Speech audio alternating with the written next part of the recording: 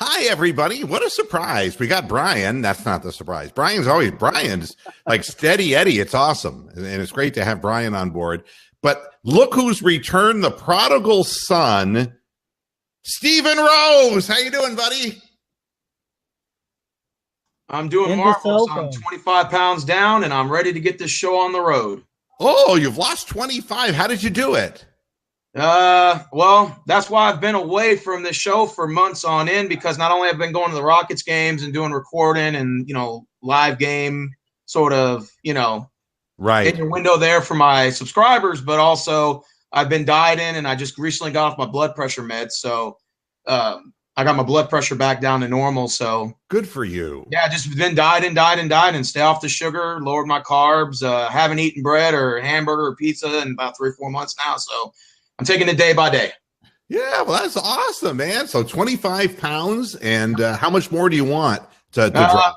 Probably about another 20, 25. And with watching this NBA Finals, I probably might be able to hit it a little bit sooner than later. Hey, the way I take a look at it is, it's going to make us all just shit ourselves, and we'll all end up losing. And there's the original church mouse himself, Matt Ogden, joining the show as well. Hey, what's up, Matt? What's up? Hey, there's that enthusiasm. My God, you just can't find that kind of vigor and enthusiasm just anywhere on the internet. That's why you come to Moohead Radio. I wanted to start out the program. The name of the show today is Game 2, The Final Straw.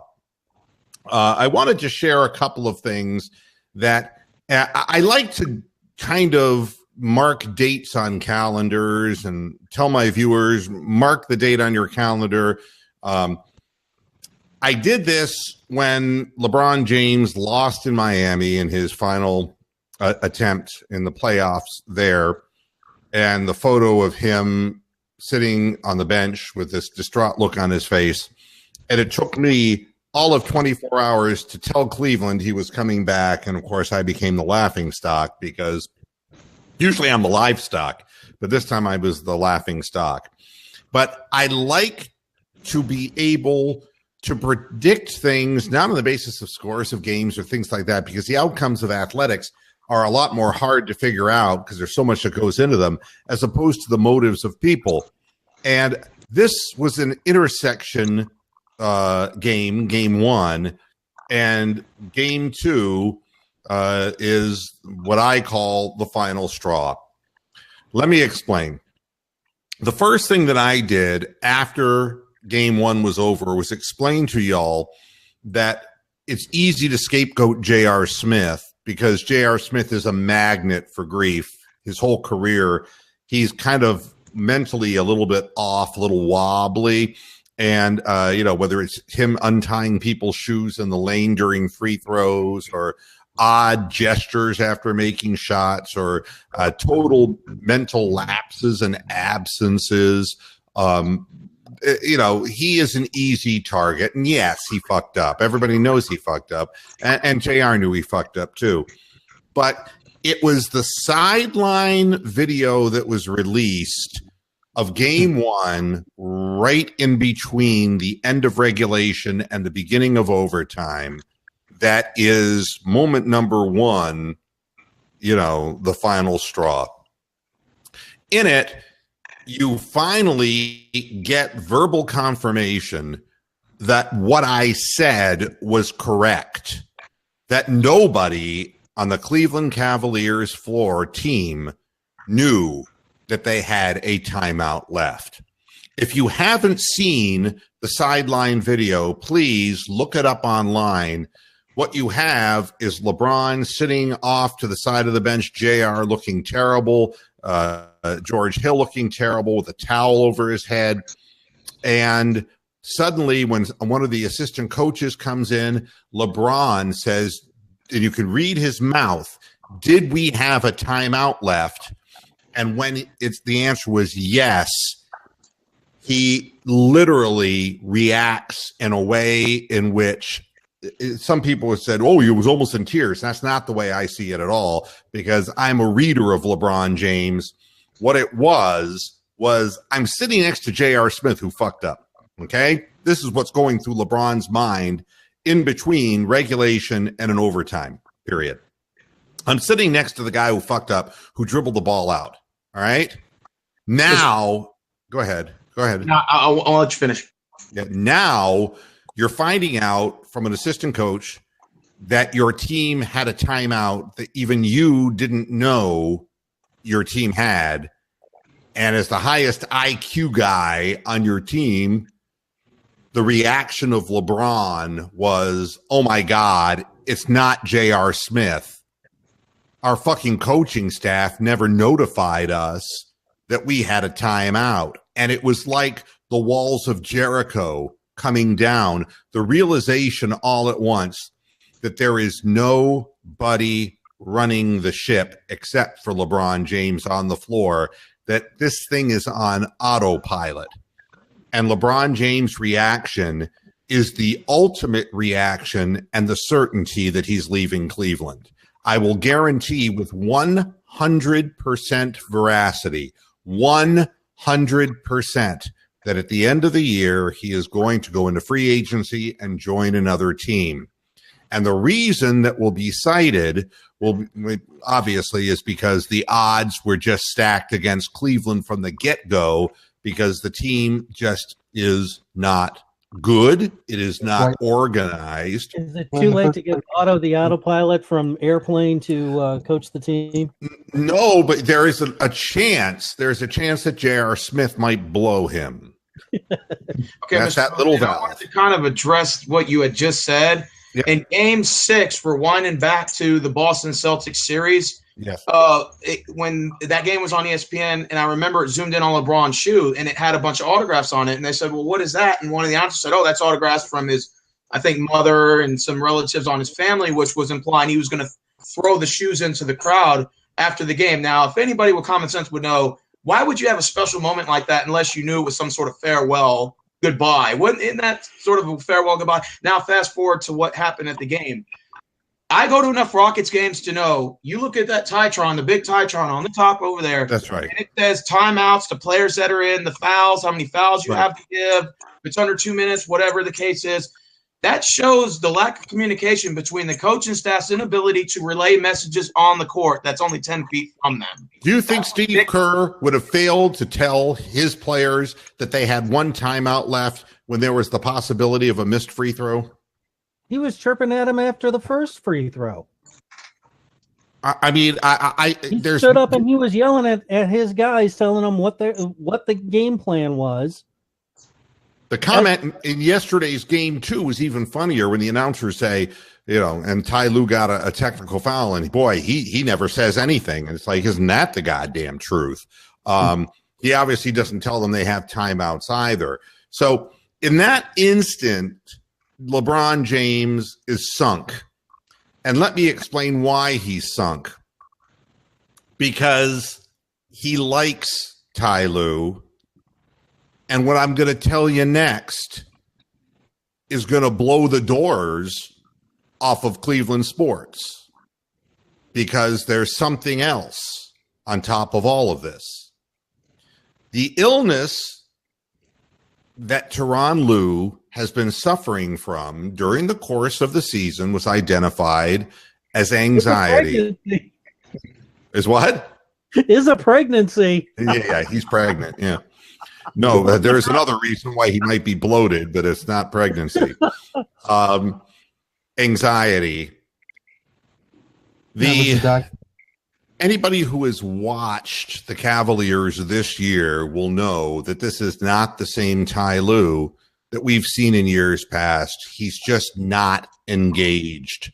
He just seems, and of course, his explanation is that he's lacking sleep, that he had to take time off because his diet, his health, his lack of sleep, yada, yada, yada. I know better. Okay? I know better. The problem with Ty Lue is what LeBron James already knows. Ty Lue will not be the coach of the Cavaliers next year. Here's something else, folks, that you should know. It will not be Dan Gilbert who fires him. It will be Tyronn Lue who leaves of his own free will. So he's going to resign, you're saying? Win the championship, lose the championship, makes no difference. And the reason is because of Dan Gilbert. You cannot work for this man. I have gotten information about late night phone calls, about badgering and constant meddling from the owner of this team that will make Tyronn Lue walk away at the end of the year. And LeBron James likes Tyronn Lue. And when Tyronn Lue leaves, that will just finish the LeBron story in Cleveland. And what we'll be stuck with in Cleveland is Dan Gilbert, who is unpredictable, who is a meddler. He is a person who is tweeting that the reason they're in the finals is because of the Kyrie Irving trade. He's delusional. He's delusional. He And did not say that. yes, he did. Yes, he did. You didn't see the tweet? No. His I don't 1 have 2 Twitter. his 1 2 3 tweet. His 1 2 3 tweet was he was giving the 3 reasons why the Cavaliers did such a fantastic job to get to the finals. And one was LeBron James, 2 was the great job Kobe Altman did, and 3 was that trade, the Kyrie Irving trade. That was the illustration of what a great job Kobe Altman's done. Yeah. And how he's turned it into something that got us into the finals. He's delusional, and he has a drinking problem on top of it all, and we know that already. Mr. Moohead, is Tyronn Lue even really a good coach, or is it just fair to say you could put Elmer Fudd as head coach and walking at a snail's pace, and LeBron's still going to take the Cavs through a Eastern Conference playoff to a NBA Finals? I mean, is that fair to say? I mean, Tyronn's not as good as the head coaches. I don't think LeBron's that damn good. no, LeBron is but good. yeah, LeBron is obviously the thing that drives the entire engine. But honestly, I don't think that Doc Rivers is a good X's and O coach. And when he left the Big Three in Boston, he's won nothing since. And Ty Lue came from that background with Doc Rivers. No, I don't think that Ty Lue is a bad coach. I don't think that he's a great coach. I think that he is a guy who, as a former player, relates to the culture of the game and enables some players to be able to do what they can do. And he doesn't get in the way of being like an over disciplinarian. He would be recognized as a player's coach, but I don't consider him a terrible X's and O coach because, to be honest, in years past, our inbounds plays are very good, and his record in winning games and in helping coach a championship team. I mean, he does not fall into the category of being a lousy coach. It really is more. No, he's definitely not Bill Fitch. Yeah, right. No, yeah, he's a guy who I don't think he helps tremendously, nor do I think he hinders. I think Mike Brown hindered. I think Mike Brown hindered because he refused to figure out what offense was. And that's why he's never been a head coach since the Lakers dumped him. He sits on the side with Steve Kerr and beats off while the big three there score points because Mike Brown wouldn't recognize defense if it was fucking his wife. Okay. Him at his 2.8 second defense was all we heard about. And meanwhile, we're scoring in the 90s with LeBron James on the floor. It's like, Mr. Moohead, what's the only logic explanation you can give of assuming you were part of the Cleveland coaching staff? How the hell this coaching staff did not know you did not have a timeout if you're looking at the damn Titantron every 5 seconds? Yeah, here's what I believe. I believe that the communication between players, coaches, I think it's a disjointed team. It's like I told you so much during the season and then prior to the playoffs, that all of this comes home to roost. This is not something that you go into the playoffs with and it's suddenly going to go away. I told you that there would be playoff losses, and I'm amazed we made it into the finals because I didn't even think that we get anywhere near that far. but that this would continue to rear its ugly head. The unpreparedness, the beginning of games or the coming into the third quarter where the team just falls apart. It looks like there's no plan whatsoever. Like no N's are being tied, no I's being dotted, no T's being crossed. We're just relying on the greatness of LeBron James as the glue to hold this motley crew together. But this always comes back to haunt you. It's not a tight ship. And I think that from Tyronn Lue's perspective, he gave up a long time ago this year. I think since the multiple roster shuffles, the pressure of dealing with Dan Gilbert and his constant meddling, I think that psychologically he deflated and he can't do the job. I think that he has omitted some of his responsibilities, and he has, as I've said so many times about employees, they commit suicide in essence to get out. And I think this would be the equivalent of somebody slashing their wrists and a cry for help.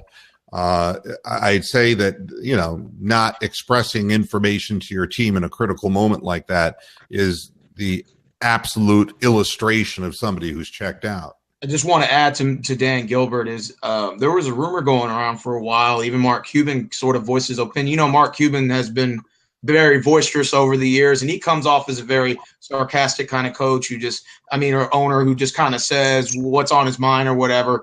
But even he said that at times that Dan Gilbert trolls a lot on the internet and that he tends to be very immature. He's one of the he actually called him the most immature owner of the league. That's saying something. That's coming from Hey, he stepped right up when Donald Sterling went away. I mean, that's like the Joker calling somebody else insane. Yeah.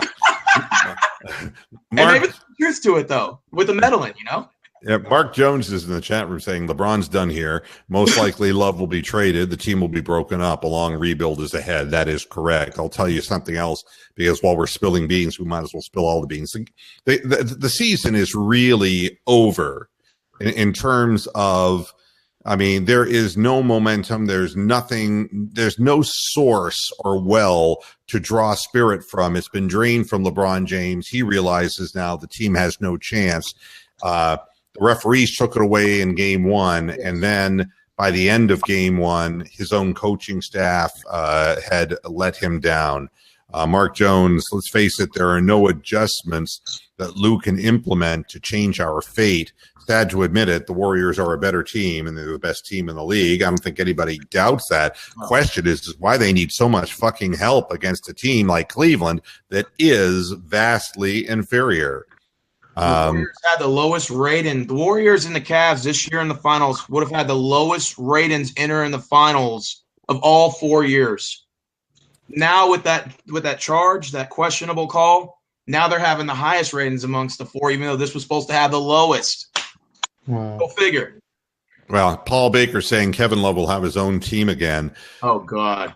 Let me tell you something, folks. I told you that I was going to spill beans when the season was over. All right. Season's over. We might as well make this the ultimate Moohead prediction show. But there is something that's been on my mind for some time that I want to tell people. Can the Cavs win one game, Mr. Moohead, or is this over in 4? I think it's over in 4. I think that they're just going to be deluged. I just think their spirit's broken. So they should have won one game. What I'm going to do next is going to raise some hairs on the backs of people's heads, but I don't give a shit because that's what I live for. The Isaiah Thomas, Dwayne Wade, Kevin Love locker room fiasco, which was another part of the dysfunctionality of the Cleveland Cavaliers season, was misreported. It was misreported by the Cleveland press. The thing that was interesting is whatever happened in that locker room, depending on, what story you might want to believe, it was leaked. The contents of what Dwayne Wade said and what Isaiah Thomas said about Kevin Love and the fact that they said it when Kevin Love was not present was leaked. The question remains in a murder she wrote fashion, who leaked it? I know, and I have known for months, and I'm going to tell everybody who's listening now. Okay. Kevin Love's agent is the one who leaked it. I know, it's a jaw dropper, folks. What? The guy who was coming off as being the good guy, the agent wants Kevin Love out of Cleveland and would go to any lengths, including to leak that information. And the Cleveland press protected Kevin Love and the agent. And the reality is that Kevin Love does not want to be in Cleveland anymore and has not for some time. Wow. Okay. So there is no Kevin Love. Kevin Love will be traded. All right. With 100% certainty, he will be traded. The Cavaliers are in for an enormously huge rebuild that is going to be the process part 2, in which we're going to go from the second best team in the league, according to the playoff structure, to being one of the worst, if not the worst teams in the NBA. Yeah, get used to 25 to 30 wins a season for the next, I don't know, I don't 5 think to 7 years. that many. I'm thinking something under 20, maybe 18, 17, if that. Yeah, well, I mean, and this is, crazy dogs in the chat room saying, I heard we could look at trading the number 8 pick for Kemba or CJ McCollum. If Porter from Missouri is available at 8 with his bad back, the Cavaliers will go in that direction. But believe me, a midget like Kemba or a CJ McCollum is just going to be a guy who can score 20 points for a losing team. That's what we look at here. This is what we're going to be confronted with. Now, Kevin Love, looking for a landing spot for Kevin Love. It's funny because they're all talking about LeBron going to Philadelphia. It's Kevin Love who would fit in brilliantly in Philadelphia, because if you have a 7-footer who's capable of shooting threes, okay, you have a 7-footer who can play down low and can shoot the outside shot. Kevin Love is going to be able to play his favorite stretch 4, and add to the ability of rebounding and perimeter shooting. Now, the problem with the Sixers is they have a great ball distributor who can't shoot in Ben Simmons. They have a bunch of guys who can shoot for a few games at a time, like Covington, but can't consistently knock it down. They have J.J. Redick, who may or may not be there next year. And adding Kevin Love, who is a guaranteed 37, 38% three-point shooter who rebounds the hell out of the ball, that will allow Embiid to go out and shoot threes as well. That is the logical destination for Kevin Love. All right? So these are all things you can mark on your calendar today and say, okay, I heard about this on Moohead Radio at 6 o'clock on whatever the fuck date it is, the 4th of June, if that's what it is. In 2018, and be prepared. So Rob Mack is saying, so what you're saying is that's my one championship for my lifetime. And it's like, Rob, I can't tell you how long you're going to live. I mean, to be honest with you, a man with your sexual virility could go on for some time. So I bet on you. Yeah. You stud, you. All right. So Ron Shane saying, I agree, the Cavs are done this year. This all is what bothers me is when the press misreports things and leaves us in the dark and leaves us saying that Dwayne Wade was a bad guy, Isaiah Thomas was a bad guy, and poor Kevin Love was a good guy. And look, I mean, everybody has their way of doing things. And look, I'll explain with LeBron James. LeBron James has given his sweat and his blood for Cleveland. He's given the very best that he could give at his age for the Cleveland Cavaliers. He did something he promised he would do. He brought home the gold. That's great. This year, playing 82 games, and every single game without missing a game all the way up to the end in the finals, can be looked upon as a personal sacrifice, but what it really is a negotiating ploy so that when he is negotiating his free agency contract, that he will get top dollar and that people will not be able to use his age against him when he can look backward and say, I played more games this past year than I've ever played in my career and more minutes than anybody in NBA history. So don't be questioning my ability because my conditioning is just that superior. So now let's talk $200 million. Let's talk our turkey. So LeBron is not doing things strictly for Cleveland, is what I'm saying. And Kevin Love is not doing things strictly for Cleveland. These athletes do have ulterior motives in business. And, you know, believe me, when this is all said and done, you want to point at the culprit. And I've pointed at him a million times in the past, the little midget guy. No, not Isaiah Thomas, Dan Gilbert. Dan Gilbert, and I feel bad for Dan because his son is sick, and I have written nice things to Dan because his son survived brain surgery. This has nothing to do with that, and I don't want people to confuse a man's personal life and his family life with a really difficult person to work with or work for. I've worked for a lot of difficult people in my career, and to be honest, when I was a young guy, I was difficult, and difficult people tend to bump heads. Yeah. I'm mellow now. I'm older, but I recognize when people are overly involved in things that they don't know about and they get in the way and they cannot delegate. They insist on intruding into circumstances. This is what we have with Dan Gilbert. And you know something? It's, you know, it's going to turn out that it was our GM. It was our star player. It was our number 2 star player. They're all suffering from anxiety, from panic attacks. Do you think that this thing from Kevin Love just appeared out of nowhere? I mean, it's a real pressure cooker, folks. And what enables Dan Gilbert is that he's willing to spend so much goddamn money on bringing players in that this constant churn of players, he has it in his mind that if he just ponies up the money, well, he can do without Kyrie Irving. He can do he can do without Richard Jefferson and the glue on the bench. And he can just bring in a bunch of knuckleheads who have a career of being knuckleheads. The Isaiah Thomases, the Jeff Greens, people who do not have a sterling reputation when it comes to playing with other players and being glue and a foundation for a winning organization. And he just feels that because he's got money and he can spend it, that is what entitles him to interfere with everything. And it's unhealthy. It's unhealthy for the coach. It's unhealthy for Kevin Love. And it will result in an absolute turfing because not only that, he's going to burn out the front office.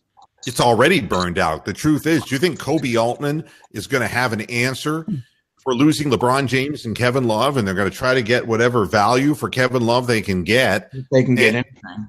Well, they're not going to get a whole hell of a lot, and that number 8 pick isn't going to be enough to put them over any edge. And if you think that any free agents will ever come to the town after this complete bloodletting that will happen at the end of the season, the answer is, of course, no.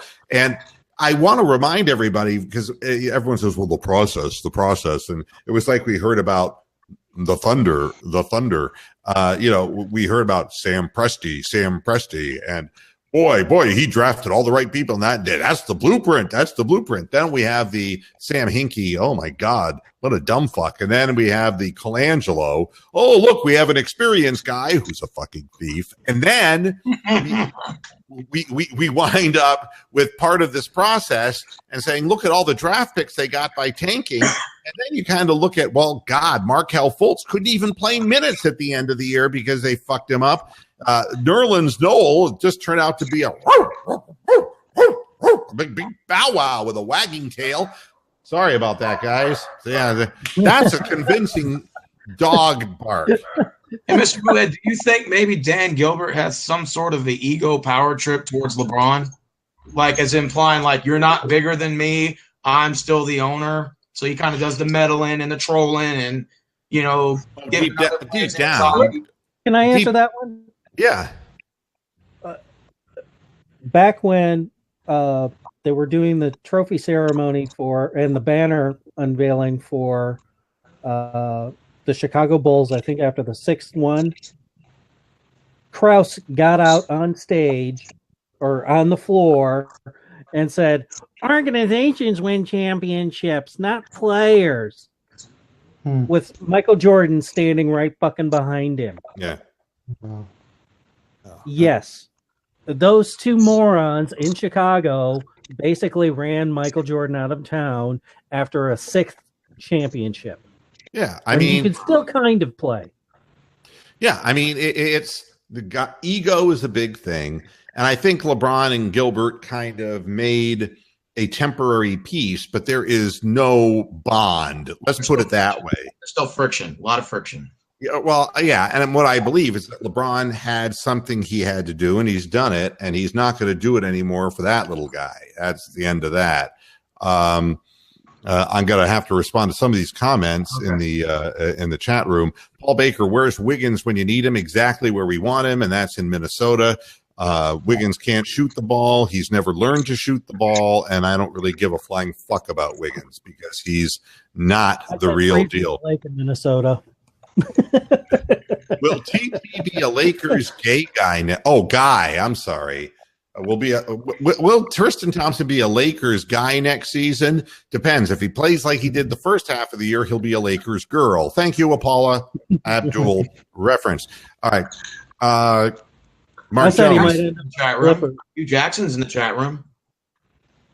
It's good to know I'm not the dumbest coach in Cleveland. Well, I'll tell you one thing. I don't even know. I mean, he and Ty got to get together and decide if they know what a timeout is. Neither one seems to realize how many they have. Mark Jones. So Gilbert will have a renovated Quicken Loans Arena in downtown Cleveland with a 20 to 25 win team and many empty seats. That would be correct. And the bottom line is he drinks to soothe his pain. And he's very wealthy, and he has a lot of different diverse sources of income. Too much credit for 25 wins. I got him at 15 at best with that roster. Yeah, I mean, it's going to be really, really brutal. Gemini 605 says, Lou just doesn't seem to get it as well. He's just checked out. It's just an emotional thing. He's just checked out. That's really what that is. And Gilbert never keeps his general managers past his first contract. And that's what Crazy Dog's writing. But the reality there is that he did give the last guy a lowball offer. The guy didn't want to work for him anymore. The truth is nobody really, look at David Blatt. You want to ask David Blatt about Dan Gilbert.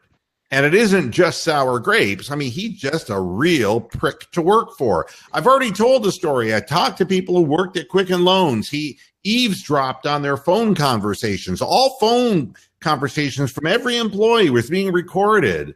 I mean, He is a meddler. He is the worst kind of cancer as an owner, in my opinion, because he just can't delegate. And he's insecure. And he's very short as well. Mr. Moohead, Ty Lue has just joined us in the chat room. Tyronn Lue. Give him a shout out. Oh, hi, Ty. How you doing? He said at least we got the All-Star game in Cleveland. Yeah, right. Yeah, well, that'll be the only time they fill any seats.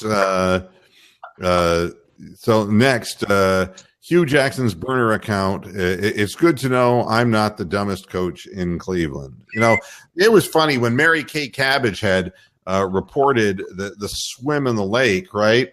Mm-hmm. Which is interesting because she gets beaten to everything. Okay, I mean, I swear to God, that woman got beaten more than Linda Lovelace, but in a different way. She posts everything late, all right?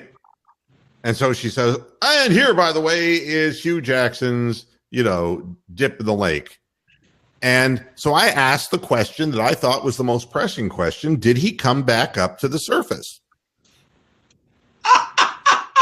Now, you see, and people wonder why I get information? And the answer is because I have the nerve to ask questions that just shouldn't be asked. Next, Tom Withers came right after her, which is polite for most gentlemen to wait for the women to come first. And he then says the same thing. Here's a video of Hui jumping in the lake. And my question of him was, did anybody try to hold his head under? These are things that, at least if we're going to give hope to the fan base, if there is a chance that there's somebody who has it in for Hui, that we can actually win a few games next year. That's the way we sell the Cleveland Browns. And Mr. Moohead, what do you think of this as a marketing tool in Cleveland after LeBron leaves? Jimmy Haslam and Dan Gilbert swap positions for 2 weeks. Oh, I want to see them swap wives because D.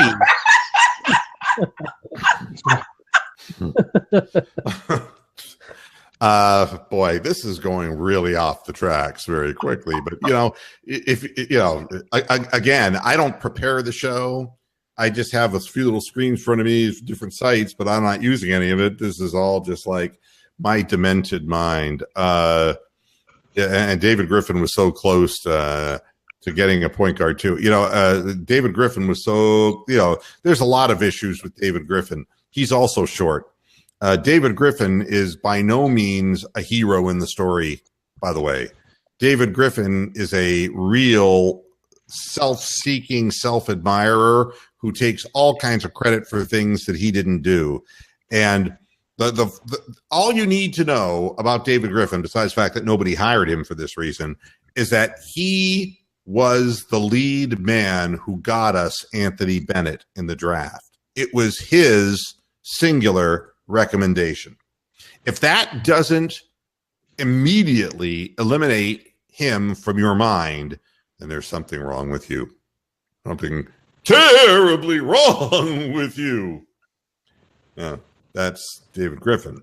At any rate, what I was going to say about the process is that from Sam Hinkie to Colangelo to all of it, we were on Nerlens Noel and then we were on Markelle Fultz. And it's not like they hit a high percentage on these really ultimate high drafts. They also had Jahlil Okafor. Boy, what a thrill that was. Remember they kept drafting centers over and over again, and 3 of the 4 of them didn't make it. I mean, they gave away. I mean, this wouldn't have been a process. They made this a process, for Christ's sake. I mean, this was not supposed to take this much time when you had that many high picks. They just failed in getting the right picks. And then they had some injury problems with some of the guys, with Embiid and with Ben Simmons. But now they're on track. But it's been 6 years, folks. 6. So, Mr. Moohead, do you think LeBron takes a max contract for the Sixers? Because I know you said that's his probably destination likely to go. So you're seeing a 5-year. No, that's Kevin Love's destination. No, LeBron James is not going to Philadelphia. He can't go to Philadelphia with Ben Simmons, who needs to have the ball in his hands as a distributor. They have replicated skills. Where does LeBron go? You had to predict and go in your crystal ball. Where do I have him going?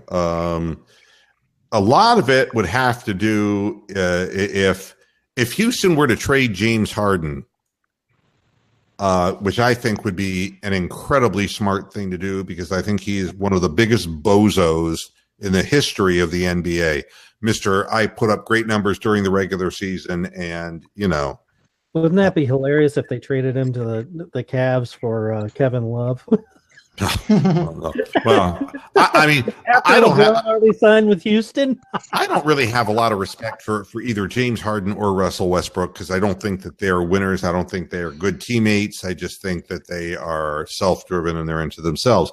But my point would be, if you could trade James Harden for a couple of really good players and then bring LeBron in along with Chris Paul, that would be a nice landing spot as long as Harden's not on the team, okay? Because Harden has to have the ball in his hands every motherfucking second, and he can't shoot when he needs to. Do you realize that he was, I think, 0 for 30 from three-point range?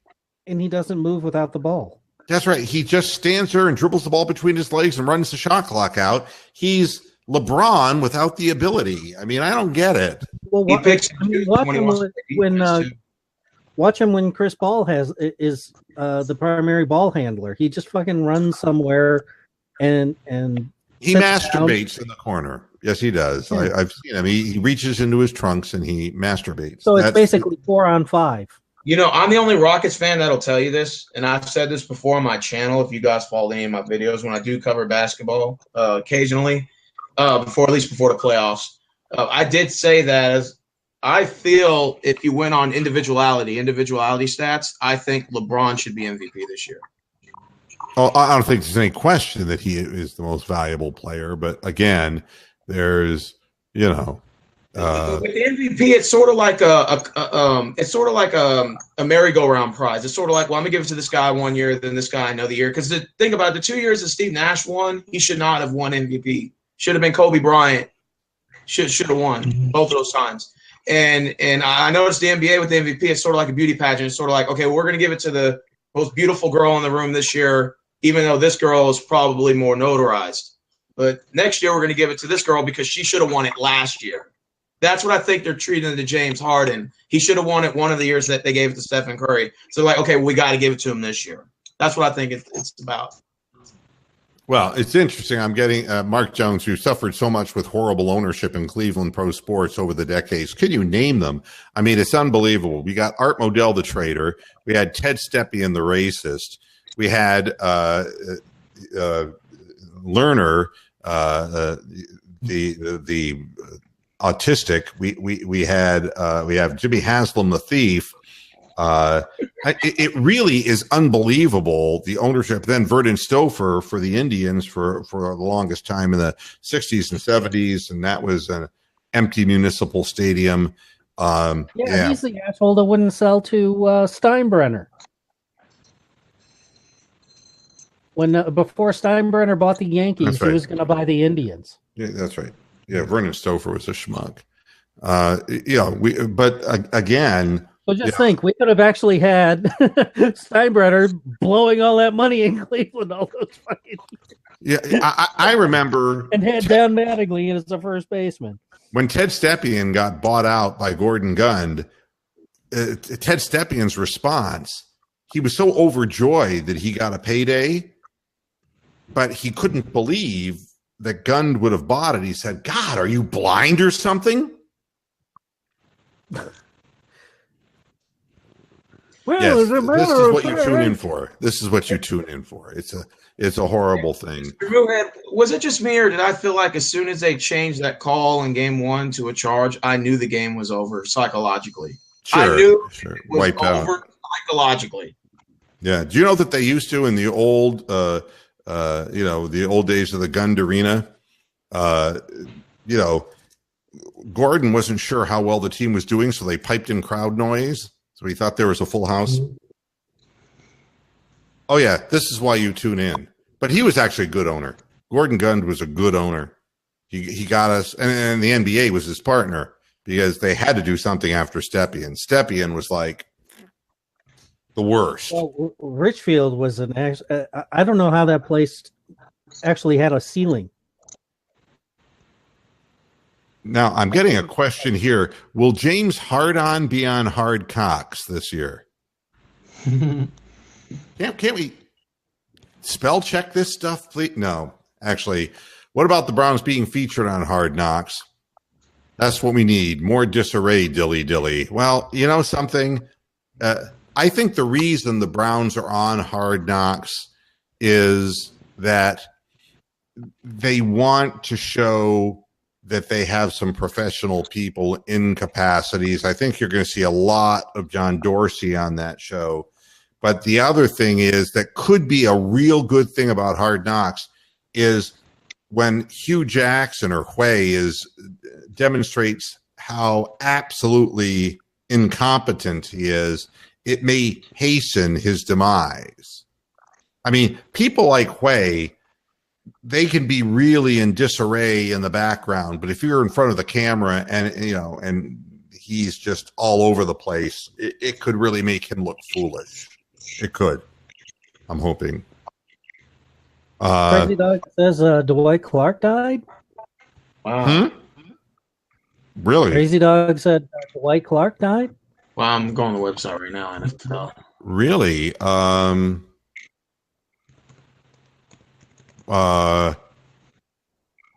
My God, is this another one of these football related things? Crazy Dog. I don't want to go surfing in the middle of my program, but I'm trying to remember that there was something I read. That's right. He had ALS. That's right. Crazy Dog. Yeah. I remember. And that's on there. There's another premature football death, just a horrible, horrible thing. The only good news that could be even salvaged from this is that he didn't die of AIDS, because then he would have had a second catch that he would have been famous for. Too soon. I know. It's way too soon. Hey, Mr. Muhead, when you see a lot of these NFL players dying early of all these diseases and stuff and brain damage they're getting from their playing football, do you think this is going to encourage less parents in the future to sign their kids up for football? Do you think this could hurt the NFL in the future? I could only hope so. I somehow don't think that. I mean, if boxing is still going where people are taken advantage of and brain damaged at early ages, there will be people who are economically desperate enough to play football.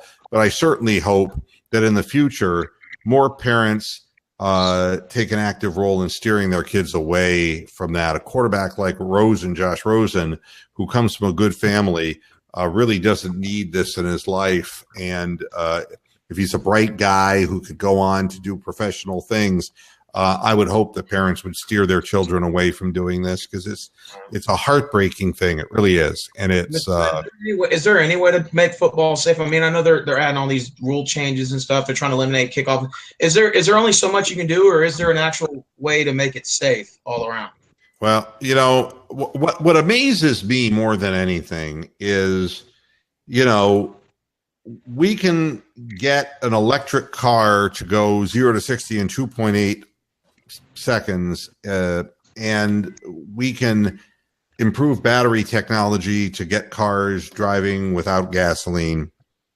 We can do all kinds of technological things if we put our minds to it, but we cannot create an absorbent material that would reduce head shock in a football helmet. I just find it very hard to believe.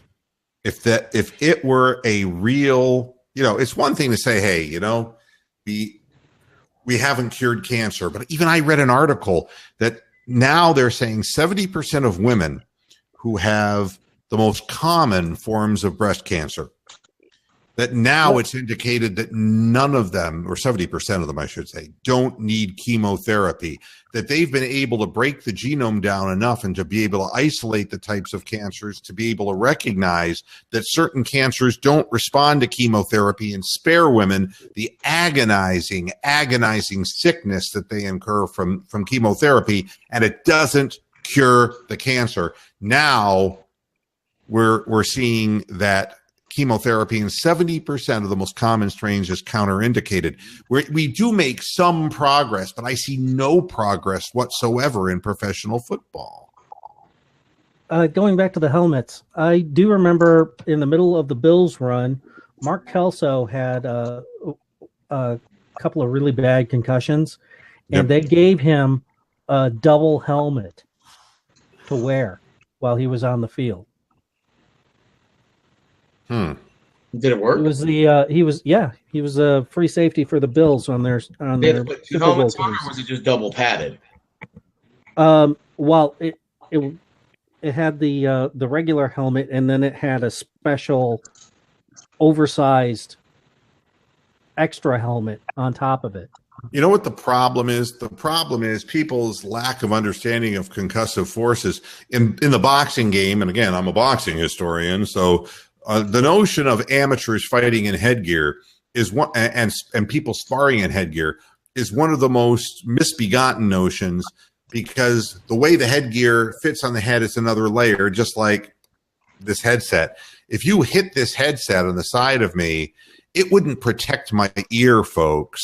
What it would do is it would add an additional concussive force that would be conducted through the material and right into my head. And that's what headgear does. Headgear doesn't protect a goddamn thing. And what you need if you have a helmet is, I mean, if you remember, in the old days, they would pump and pump and pump and get those helmets as tight as they could, and that they felt that that would prevent the wobbling around that would cause concussive kinds of things. What you need is shock absorbent material. What you need, just like if you can create flame retardant materials that will allow a space shuttle to go from outer space into the Earth's atmosphere without burning up, if you can create something that's that flame retardant, you should be able to discover or at least have a big project involved in creating a shock absorbent material. Something like that, because when they were showing how the helmets get made, they're using a new some kind of foam that actually reduces the impact force. Yeah, but you know what the problem is? They allow these guys to tape up. They allow them to use their arms like clubs. The problem with football is that so much of the concussive forces, I mean, we learned that, oh, it's helmet to helmet contact. It's like, oh, no. The guys on the offensive line who are getting clubbed in the side of their head by forearm shivers in order, as part of swim moves by guys who are pass rushing, concussive forces are all over the field. It can be as simple as somebody landing on the field on a funny angle with their head. It can be kicked from behind in a scrum. It can happen so many different ways. But it's Don Beebe got flipped on his head in the was that 89? Yeah, I mean, he was a great special teams player. Special teams guys really get abused. He went up to catch a pass from Jim Kelly, and Felix Wright undercut him. The what was the strong safety for the Browns? Yeah, and he just went straight into the ground like a pogo stick, and he laid on the field for, I don't know, 10 or 15 minutes before getting up. Yeah, it's you could ask Tim Misney. He makes the pay, by the way, about whiplash, and you can ask any personal injury attorney or lawyer about this. It's getting hit and not knowing and preparing for the shock also that creates these massive brain movements and concussive syndromes. And that's why nobody wants to talk about special teams players. You run as fast as you can down the field, and somebody hits you from the side and your peripheral vision doesn't see it going to happen. That'll just discombobulate you. No different than a car wreck, folks. It'll just shake you like a rag doll, and your brain inside will concuss on the sides of your head, and you'll end up with a concussion protocol. And multiple exposures to these concussions will eventually cause encephalopathy. I don't know. Brian, I don't know that even science can make this a safe game, but I do know from my dim view of humanity that there will always be people economically challenged and strapped to the degree that they will chase the dream. That will always be the case. And I wish it weren't the case, but it's the poor who generally have to take the jobs. It was the Chinese who built the Golden Gate Bridge and plunged to their death. It's always the people who are in the greatest need who have to take the greatest risks. Yeah, just like you said, the people who are economically challenged that have no other choice. That's it. And there will always be those. And it's that way, MMA is dangerous. Professional wrestling, WWE is dangerous. And boxing is dangerous. Football is dangerous. JJ Watt, in fact, if he gets hurt one more time, his family says they're going to pull him from playing football. Well, it's going to happen. You're not going to play football and not get hurt. And they all significant injury like he has been the last 2 years. Well, yeah, but the thing is, I mean, they tried to sell us on Brett Favre being some kind of a mountain man, that he had this indestructible nature about him, and he's losing his memory now. Yeah, he stated to the public that was the case. I'm not just making this up to further an argument, but he was discussing. Well, the drugs and alcohol didn't help either. Well, there's no doubt. Addiction. Yeah, his lifestyle wasn't. He was the ultimate example of the reckless quarterback who took ultimate chances and stayed around too long. The bottom line is there is nobody who is beyond human capacity, and you can only take so much. And if you start believing in men being supermen, you're just pretending. This game will eat you alive eventually. It's just the way it happens. So, not to change it up, I know you're about to have to get off. I wanted to get back to Cavs talk. If LeBron James, is this his final stop, whatever his next team he goes to? Is this a max deal? Is this his final resting place? No, Cleveland is his final resting place. If I were to color the ending of the story, I would say LeBron will get 4 or 5 years or whatever and play until he's 37, 38, come back to Cleveland for his final year in the NBA, get his jersey, raised to the rafters, and possibly with all the horrible seasons that will be in the 5 years of his departure, by the Cleveland Cavaliers. And I think there is a real serious possibility that he could end up owning the Cavaliers because he has the financial resources, he has the connections and the interest. In fact, Stephen A. Smith said that that's the only way the Cavs can keep him at this point is to give him partial ownership. But they said they don't know if the NBA can do that, though. Well, no, I mean, it's not for now, but it is for later. And, think of Bernie Kosar without substance abuse problems. I mean, people wanted Bernie Kosar to be involved with the Cleveland Browns because he's an icon. LeBron James does not have substance abuse problems, and LeBron James has the keys to the city.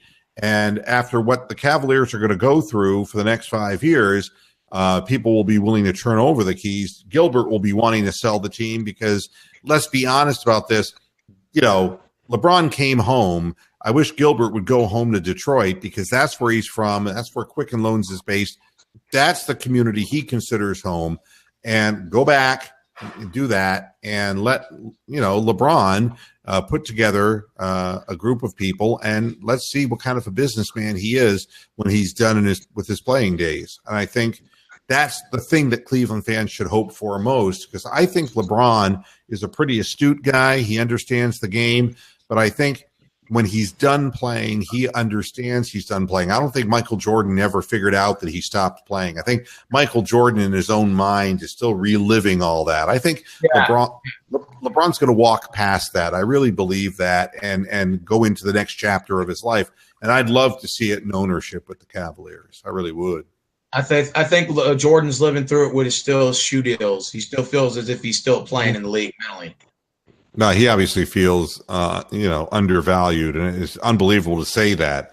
But the guy has either an extreme inferiority complex or a conspiracy theory that people are out to get him, whatever the hell it is. He's the most decorated owner. I have to say that he's a horrible, shitty owner. I think that he's a rotten person too. I think that it's well chronicled what kind of a guy he is. And he's a selfish man. And you can't be a good owner and be selfish. If LeBron, who is a very self-obsessed player, became that kind of an owner, he would be a lousy owner too. You have to be able to step back and allow people who are good at what they do to do what they do. And you cannot, say, oh, back when I was playing. No, nobody wants to hear the old war stories. I mean, things evolve, and especially for like when this whole thing blows up, when LeBron leaves, when you're rebuilding in the NBA, it feels like an eternity. It's like a 10-year rebuild. Yeah. Crazy Dog is saying, don't tell Philly fans. They're certain LeBron is going to Philly. And that's the thing about Philadelphia fans. They're the worst fans in America when their team's losing, but they're overly hopeful. I mean, look, honestly, I mean, why would an athlete go to Philadelphia? It's too close to New York where the real action's at. And the only things that I can think of are Masahiro Morimoto's restaurant in Philadelphia, if you like sushi, and the Liberty Bell.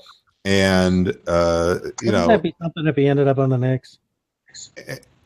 Well, no, it would be something. I don't know. Stephen A. Smith would have an orgasm. He'd have to have another star go with him, though. It's the only way. They got Porzingis. Not just one. And besides that, if you wanted to fillet the Rocky statue, I can't understand what Philly fans, except they think they're on a roll now. Although they're watching the Phillies now, and it's like, but no, they won a Super Bowl, and everything's going really hunky dory, and they don't realize that the process, they're really not that close in the process, because they still have to get rid of, and they are possibly losing. And Crazy Dog said JJ Redick may be gone, but Covington is not a quality player. CJ McConnell is not. He's Matthew Dellavedova, second coming. Really. They're talking about getting rid of him to acquire LeBron. Yeah, I mean, but and there's no proof that Markelle Fultz is ever going to learn how to shoot the basketball. So you're looking at a team that you can talk about the process, but they may be quite a ways away because they don't have a supporting cast there. They really don't. And that's but they do have a good airport according to Amsterdam. Good airport. Well, that's nice. Oh, LeBron don't go to Boston. I hope and pray to God he don't. You know what I never understood about ALS as a disease? Lou Gehrig's disease, commonly known as. Wouldn't you really have a no desire to go on living if you were born and you were named Lou Gehrig and this disease was out there? Wow. And people would say to you, your name's what? And you go, Lou Gehrig. And it's like, oh my God, there's a disease? It could have been David Niven's disease. It's true. Wow. Did you ever see David Niven's last film appearance? I think Moohead Minutia. It was in a movie called, I believe, The Return of the Pink Panther. It was the last Pink Panther movie, and it was after Peter Sellers had left the franchise. And so it was kind of an accumulation of people telling stories about him, and it was an odd movie, and it failed.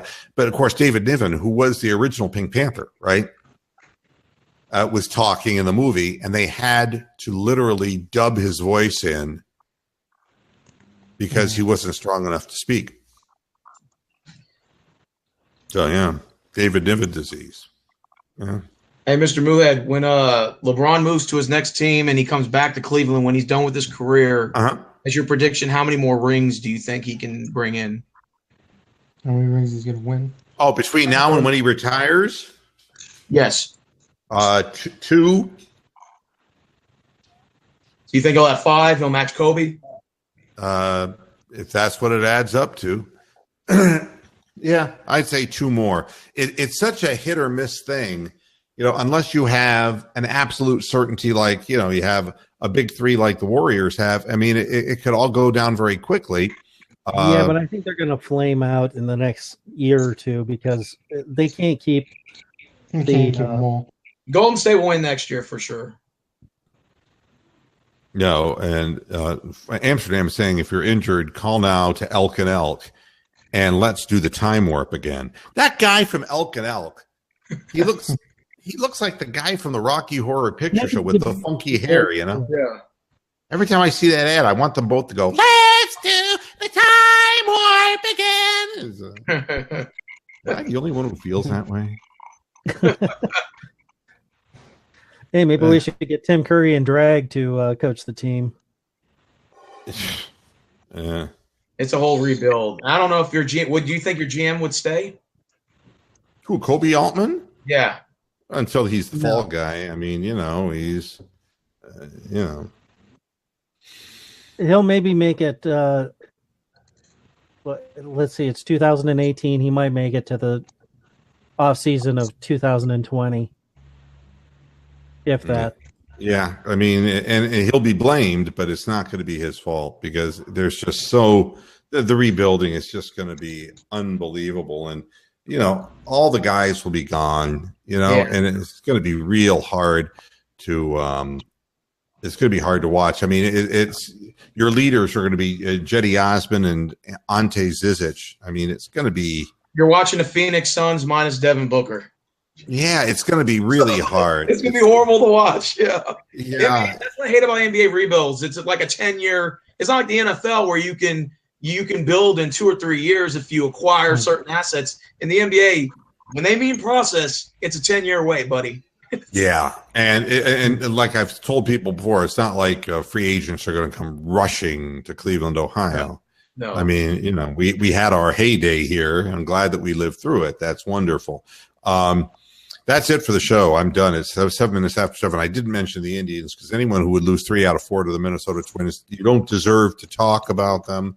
The Indians bullpen is terrible. Tyler Olson should just be sent away. I mean, now we can't even get left-handers out. Rosario was closing his eyes and hitting home runs off the Indians. Clevenger didn't hold on to a lead, and Carrasco doesn't look like Carrasco. We have 3 guys in the top of the lineup who can hit the hell out of the ball, and then God only knows what happens afterwards. And I don't know. Indians can win that division probably at 83 and 79. Yeah, I mean, that's probably the case, but I mean, who wants to who wants to see them have to play the New York Yankees, and have to listen to the Fox broadcast, Yeah. All right, everybody. Thank you for coming along. I appreciate it. It was nice seeing you again. You're going to be back more often, Stephen? Yes, I will. I've been watching your show, actually, before you close out. I've been watching your guys' shows. I just haven't been on, but I've been watching the shows. Well, that's good. So, I mean, and we're all glad for you that you're losing weight. That's a great thing. And maybe you can explain to Tony the Calf how to do it. Okay. And, I mean, Tony got so bad with his blood sugar level that he fell asleep when a girl was giving him a blowjob. Wow. Okay. Really Yeah. bad. I mean, and that's really got to be the ultimate bad sign of a pre-diabetic response. Yeah. It's like, am I doing this right, honey? I even got off my blood pressure meds. I was on blood pressure medication for 2 years. I'm no longer taking them. Well, you're too young to be on that medication, so Yes, good for you. And keep working at it, man. You're fighting the good fight. Matt Ogden, yeah, let's hope the Indians play better. Yeah. And Brian, thanks for joining me as always. No problem. All right, guys, take care now. That's it for this edition of Moohead Radio. Thanks a lot for tuning in. And you can all remind me if I'm wrong about all of this. If I'm wrong about all of it and LeBron stays in Cleveland, you can say to me, you were wrong, you dumbass cow. And I'll accept it. But I am the one who's willing to go out on a limb and tell you when I think there's 100% certainty that things are going to happen. And it's not going to take long to find out about Ty Lue either. And I'm going to either be real right about this or I'm going to be really wrong. So that's it. Thanks for tuning in. We'll be back again come Friday. Until then, hasta la vista, Pastor Heads. Good night. Good night. Good night.